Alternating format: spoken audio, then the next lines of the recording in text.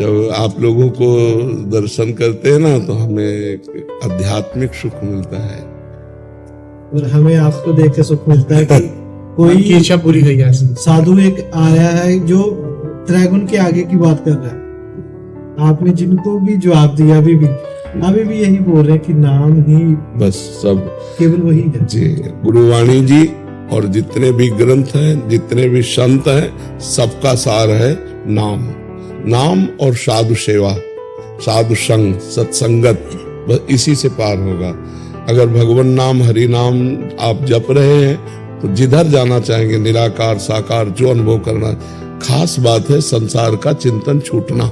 जिसे ठीक निशाने पे तीर मारना है, उसको इधर डाल नहीं देखनी, चिड़िया नहीं देखनी। नेत्र मारना है तो नेत्र ही केवल देखने हैं। जैसे लक्ष्य है ना कि चिड़िया के नेत्र को बेधना है, तो डाल पे चिड़िया बंधी है, फिर उसके नेत्र गलत, निशाना सही नहीं लगेगा।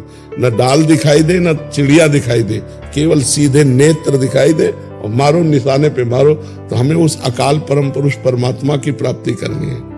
तो बस वाहे गुरु वाहे गुरु वाहे गुरु, संसार का चिंतन छूट जाए तो ये सब बनता है, बिगड़ता है। सृजन, पालन और संहार, ये तीन माया की लीलाएं हो रही। तो इनके ऊपर उठ के बात करो, इनके ऊपर उठ के चलो, क्योंकि जैसे परमार्थी है ना तो इनके ऊपर चलता है, जो स्वार्थी होता है ना वो इनके अंतर्गत चलता है। जब परमार्थ का ऊपर से ऊंचाई से दर्शन करो, जैसे आप हेलीकॉप्टर ऊंचाई पे ले जाओ, फिर देखो तो आपको छोटा बड़ा नहीं दिखाई देगा, सब बराबर दिखाई देगा।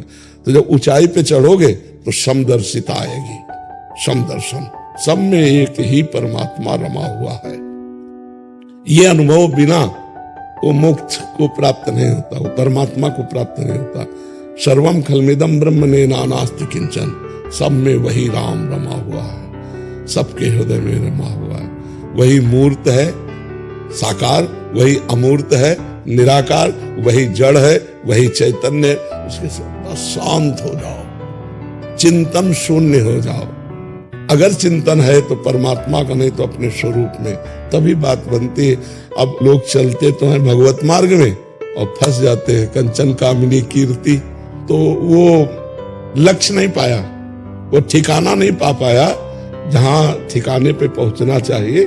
वो जो परम सत्य है, परम वैभव स्वरूप है, कालातीत है, अकाल है, उसकी प्राप्ति के लिए हमें मानव देह मिला। ये सब गुरु जी, हाँ, कृपा तो सबके ऊपर गुरुजनों की है। हम बस उस कृपा को पकड़ लें। जैसे सुना और चल दिया, वो पहुंच गए। जो सुना और सुनाने लगे वो बैठ गए, वो नहीं पहुंच पाए।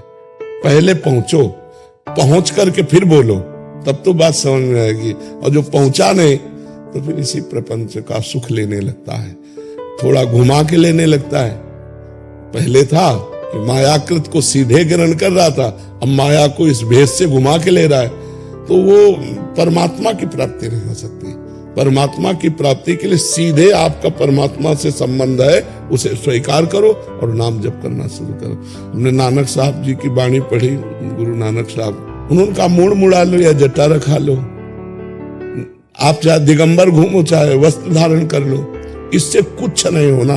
जब तक तुम परमात्मा का निरंतर सुमिरन नहीं करोगे, नाम जप नहीं करोगे, तब तक कुछ नहीं होने वाला। इन महापुरुषों की वाणी जो है वो पढ़ा करो, एकांत में मनन किया करो, तो वाणी ही गुरु है। और उसी वाणी को मान लो तो जो गुरु है वही आप हो जाओगे। आपका स्वरूप और गुरु का स्वरूप, उसमें अंतर नहीं है। ये रूप अलग अलग है, जो तत्व है वो गुरु स्वरूप ही है, जो आपका तत्व है वो गुरु स्वरूप ही है।